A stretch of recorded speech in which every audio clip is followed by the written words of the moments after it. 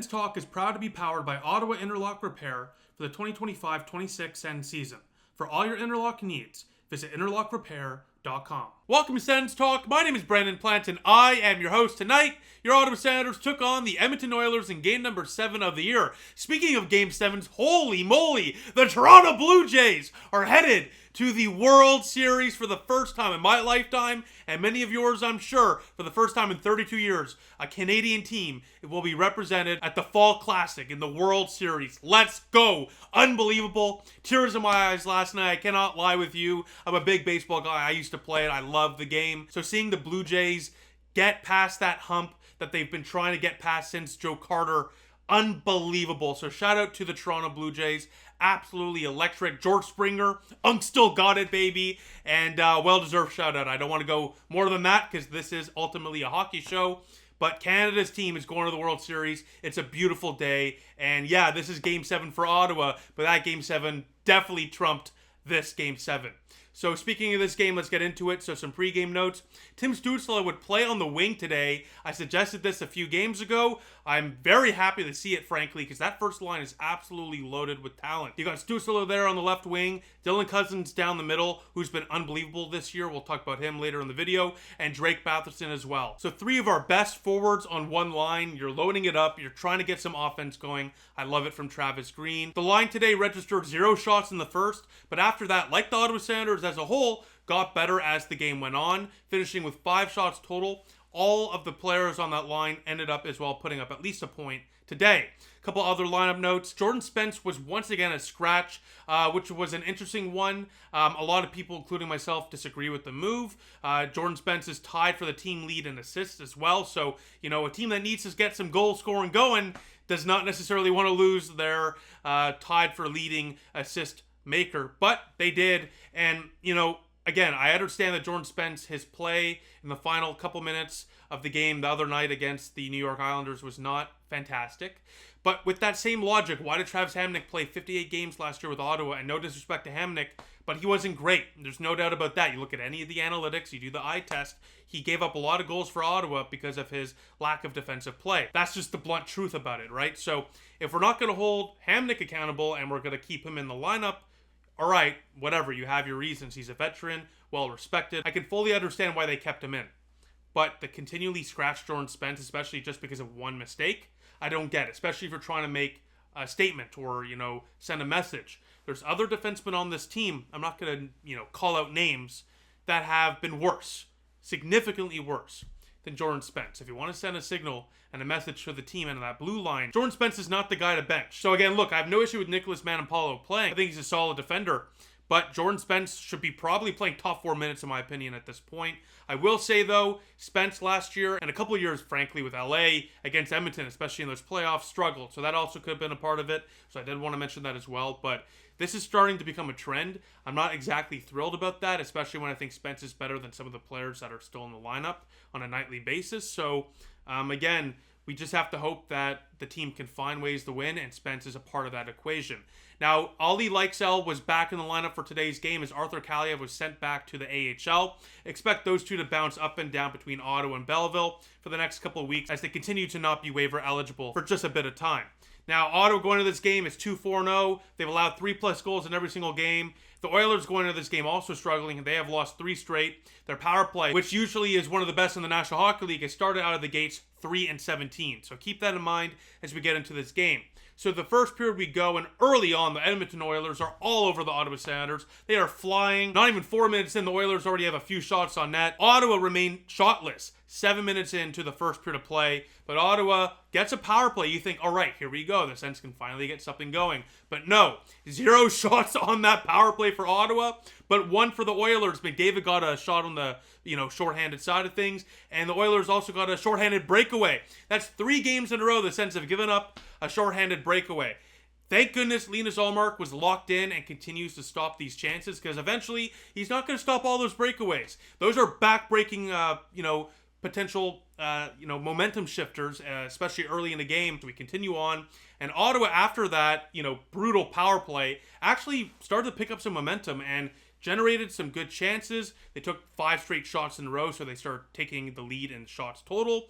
But unfortunately, it does not matter because the Ottawa Senators, you know how it is when we go on the penalty kill. You just expect a goal to go into the back of the net. And that's exactly what happens. As Connor McDavid inexplicably is left all alone, he fires home a one-time shot, top shelf. Good luck, Linus Ullmark, stopping that one. He gets his first of the year. Really shocking, to be honest with you.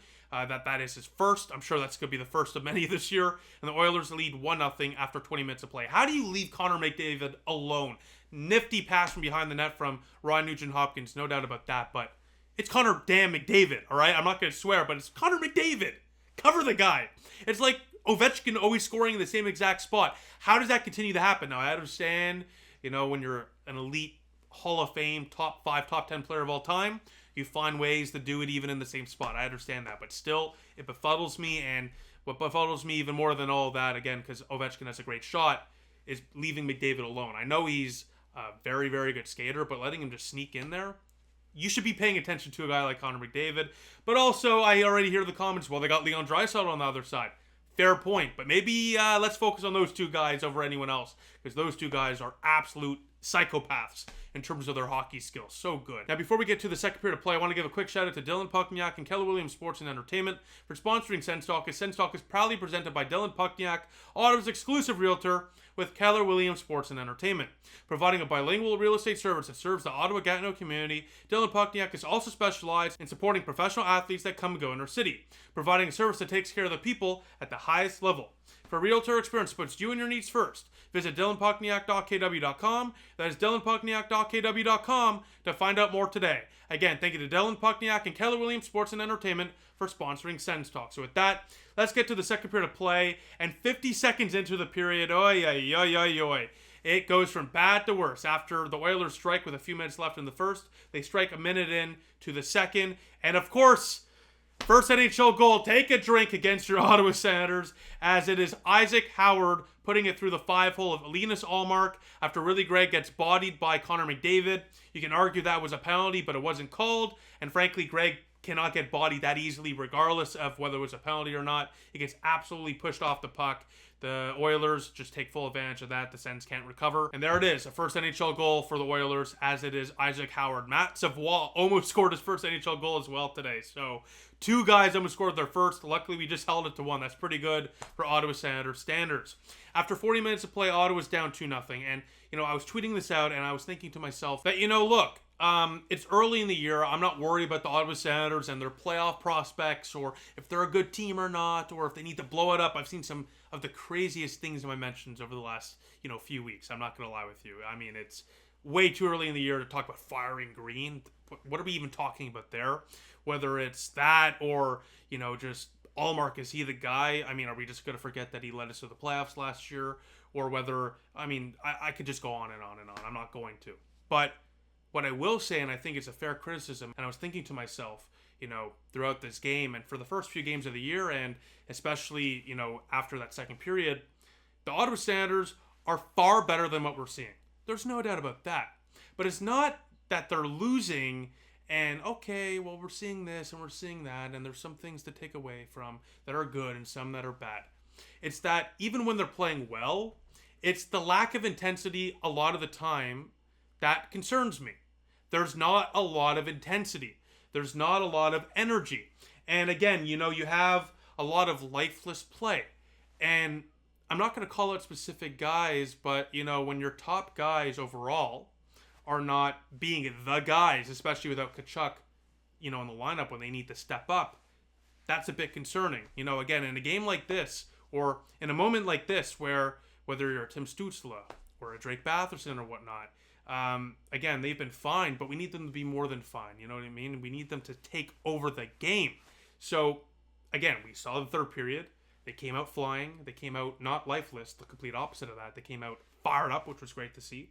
And they came out with a lot of intensity, which we need to see far more often. But again, the consistent lack of intensity for most of these games, especially for the first half of these games, where Ottawa goes down and they're taking dumb penalties, gets them out of a flow as well, can't get any momentum because of that on top of everything else. Bad goals are going in, yada, yada, yada, yada. It's very concerning that on top of all that, regardless of if they're winning or losing, the lack of intensity continues. So look, I'm very happy that that changed in that third period and the Sens came out firing, but we need to see that consistently throughout the rest of the year. This team is a scrappy team full of talented, very, very good hockey players, and it's time they start playing as such, because right now, they're not really playing as such. Again, early in the year, teams are struggling. Ottawa, Edmonton, you name it, they're struggling. There's a lot of teams struggling that shouldn't be. This is early in the year. This happens quite often. But we need to see at least more of, I don't want to say effort, because they're obviously trying. These are professional athletes. But more intensity, more energy, more chutzpah, so to speak. You know what I mean? So we did see that there in the third period of play, because 13 seconds in, I don't know if they saw my tweet. I think more likely Travis Green fired them up, because 13 seconds in to the third period of play, Dylan Cozens walks in and rips it blocker side on the power play to make it a 2-1 game. Ottawa suddenly is right back into this game. It's Dylan Cozens, the workhorse from Whitehorse, the rich Cuzzy with goals in 3 straight games and points in 5 straight as well. Suddenly, Ottawa's just down by a goal. Less than 2 minutes later, Shabbat Shalom! Thomas Chabot, clap bomb from the point. We are tied in Ottawa. Thomas Chabot lets one rip from the point, and Ottawa ties it at 2. Really, Greg and Nick Cozens with great, screens out front. It was deflected off an Oiler, however. But you know what? We don't ask how. We ask how many. That's a big one for Tom Chabot to tie it up at 2. David Perron as well got an assist on this goal to extend his point streak to 3 games quietly. He's been a fantastic player so far for Ottawa this year. He's been very, very consistent in that top 6 on that power play as well. And it's not really being spoken about enough. David Perron's been one of the key players for Ottawa in their wins, or just in general. Every game I have been able to notice David Perron making an impact. And again, look, this is a guy that gets a lot of flack online, not a lot of praise. It shouldn't be that way. Again, David Perron is one of the more consistent scorers we have on this team right now. So Ottawa, 2 minutes into the third period of play, erase a 2-0 deficit, tie the game at 2, and then after that, enter Linus Ullmark, who inserts himself in the best ways possible with a huge glove save here, and then a massive rebound save there to force this game into overtime. Linus Ullmark, have a day, my friend, have a day. This guy, again, with a weird stat line where it doesn't look the greatest, but he came up huge for Ottawa, gave them a chance early on to stay in it, and gave them a chance late in it to win it. As we go to overtime, rough call here, not going to lie, on Tim Stützle, his second penalty of the night, but you know what? They called it, you got to kill it off, and Ottawa just can't do it. Seconds away from killing off the penalty, but after Chabot with an awful turnover in their own zone, the Oilers get an offensive zone opportunity. They win the face-off. Wallman from the point rips it top shelf, and the Edmonton Oilers win this game 3-2 in overtime. Tough loss, no doubt about that. They were seconds away from killing off the penalty, so it's a bit of a gut punch for sure. But you know what? 2-4-1 is better than 2-5. Finishing the night with 5 instead of 4 points is much better than, again, 4 points. So there's a lot to take away from this game. Some bad, some good. So let's just jump into it, right? Let's get into the game notes. So I love the fight by the Ottawa Senators in the third, like I said already. Lack of intensity by the Ottawa Senators for good parts of this year has been very, very concerning. This is a good team. I hold them to a high standard because I know they can play at a high level. And at times that we've seen glimpses of that. Again, it's early in the year. Consistency is not going to be easy for not only Ottawa. This is a league-wide thing. A lot of teams struggle out of the gates. Look at Edmonton, for example. But ultimately, you need to see more intensity, you need to see more passion, you need to see more energy, and we saw that there in that third period of play, and we need to build off of that. Yeah, they lost in overtime, but you know what? You got that point, you fought back, so build off of that. Use that to get some momentum going into the next game on Thursday against the Flyers, and ultimately, just look at the positives. You got a point against a real tough Oilers team, regardless of their record this year. That's a team that might even go back to the finals or win it all this year, so that's a tough team. So to be able to come out of the gates flying in that third, get a couple of quick goals to force a comeback, and then hold the Oilers at bay for that third period, very impressive stuff. You got to build off of that, and it really just comes down to, again, there's the good stuff, again, that fight, the goals, it's great. But the bad today was the penalties.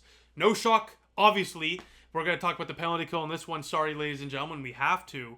The penalty kill was atrocious yet again today, allowing 2 goals on 3 opportunities. When you're taking all of these penalties, especially the timing of these penalties, it just stifles any momentum you can potentially get as well. So it's just awful the amount of penalties we're taking, especially at the times we're taking them, especially the fact a lot of these penalties are in the offensive zone. I mean, just no excuse for that. For a team like this that is experienced enough to know not to do that, right? These are not the young Ottawa Senators anymore. So if you take a look at the all-time stats under Travis Green and the penalty kill, the Sens have allowed 62 goals on 255 opportunities. That is roughly 76% effectiveness. That's not great. That's not great at all. League average is around 78 to 80, so you're below average. If you're below average, you probably want to change things up and get back to at least average or more than that. But they're not going to. Why? I don't know. And again, you can see the Sens diamond formation aggressively give up goals or non-aggressively give up goals. Either way, goals are going in on the penalty kill. So something has to change there. I think that is probably the most obvious statement I've made in this video, but something desperately has to change on that penalty kill. Now, a couple of positive notes I want to finish off. Well, I guess not so positive, but Linus Hallmark stopped 21 of 24 today. I thought he had a fantastic game, especially in the second half of that game where Ottawa, the Oilers were really, really pushing. Ottawa was really on the ropes, and Linus Hallmark came up clutch. Early on in the game as well, but especially in that third as well. Hallmark just, again, consistently throughout the game made some huge saves, and ultimately that's all you can ask for from your goaltender. I can't really blame Hallmark for any of the goals he allowed tonight as well. So a good game for Linus Hallmark, even if the stat line isn't exactly the sexiest. But I did want to mention that Linus Hallmark has allowed a goal in every period but 3 this year for Ottawa, not including the overtime against Seattle. So that would be 4, I guess, including that. So that's not great. That has to change. That's not entirely only on Linus Hallmark. The defense and the team out front, whether it's on the penalty kill or just in general at 5-on-5, have to do better. So that's an interesting stat where, again, you're taking all these penalties. That kills momentum. You're giving up a goal every single period. That's obviously going to kill any opportunity to build momentum as well. So that's just something to keep in mind. Now, I want to finish off the video on a positive note. The bottom 6 today looked very, very good. That third line with Nick Cozens and whatnot looked really good. That fourth line as well with Oli Lexell and Lars Eller, they looked pretty solid. Zetterlund was on that fourth line, so I liked his effort tonight, but again, no offense, nothing really there. So for a guy like that who's really gripping the stick tough right now and looking to get something going, it's been a tough start for him, and he's really going to have to dig out of it now on that fourth line. But again, they had some high energy shifts, especially early on in the game when Ottawa did not have a lot of high energy shifts going for them, especially from that top 6. So, it's not usually a good sign when your third and fourth line are your best lines, but they brought some good energy and some good sustained offensive zone pressure. So, if your bottom 6 is going, that top 6 should keep it going as well. They can hopefully just all put it together and do it all at the same time. We should be in for some wins in the near future. Again, we just need a full 60 minutes. We haven't seen a full 60 minutes all year for Ottawa, so I'm really just hoping that Thursday against the Flyers can be that game where Ottawa puts it all together and wins with a complete 60-minute effort like we saw so many times last year, which frankly became the identity of the Ottawa Senators. They've kind of slipped away from that. They need to get back to that. So with that, thank you all for watching. Let me know what you think in the comment section down below as always. I will see you all Thursday night after Ottawa takes on the Flyers. Thank you all for watching. I'll see you all soon. Go Sens, go.